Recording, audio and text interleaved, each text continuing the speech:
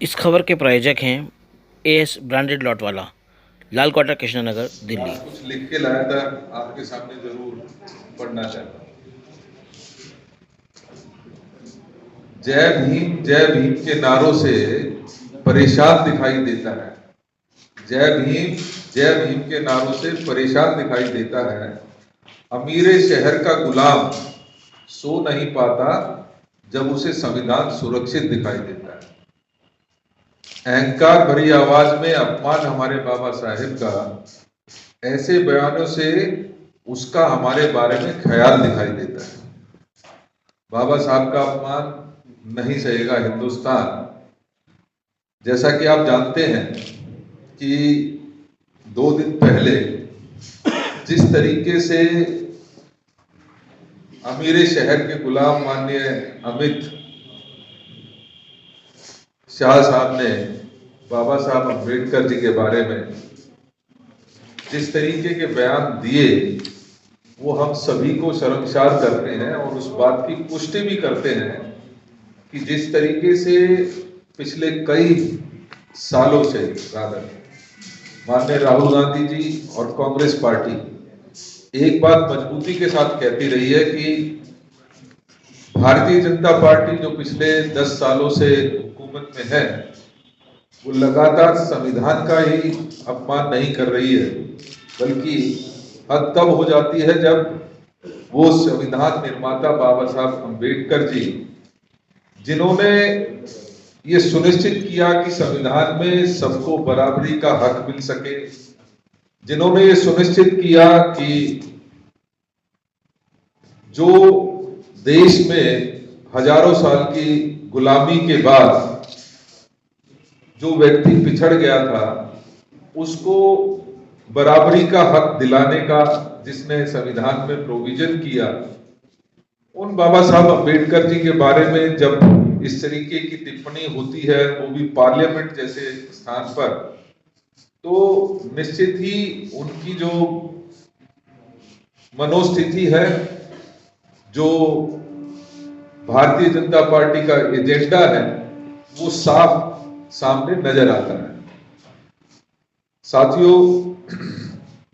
हम और आप अच्छी तरीके से इस बात को जानते हैं कि माननीय राहुल गांधी जी लगातार कई सालों से जब जब इस देश के संविधान को कमजोर करने की कोशिश की गई है, तब तब मजबूती के साथ कांग्रेस ने उसके खिलाफ ना सिर्फ आवाज उठाई है,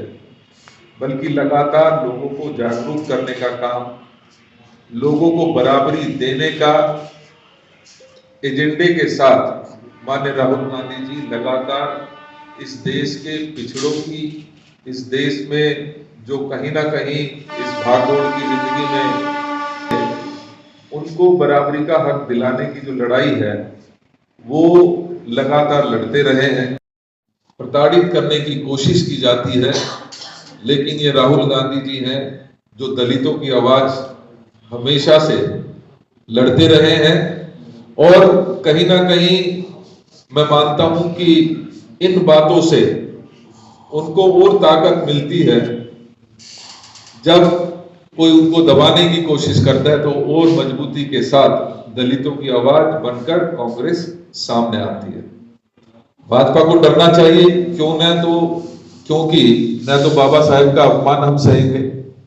न ही दलितों पिछड़ों के प्रति हीन भाव रखने वालों को माफ करेंगे। हम आज मांग करते हैं कि अमित शाह को इस्तीफा देना चाहिए, नहीं तो उन्हें बाबा साहब के अनुयायी कभी माफ नहीं करेंगे। अमित शाह साहब द्वारा बाबा साहब अम्बेडकर जी के प्रति जो दुर्भावना व्यक्त की गई है, वो उन्हें विरासत में मिली है। यह स्वाभाविक नहीं है। याद कीजिए, 25 दिसंबर 1927 को बाबा साहब अम्बेडकर ने सामूहिक रूप से मनुस्मृति का दहन किया। उन्होंने कहा कि सामाजिक विभेद को यह पुस्तक आगे बढ़ाती है। और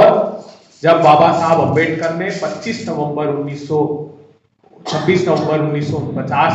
को ये संविधान अंगीकार किया, तो 30 नवंबर 1949 को राष्ट्रीय स्वयंसेवक संघ का ऑर्गेनाइजर लिखता है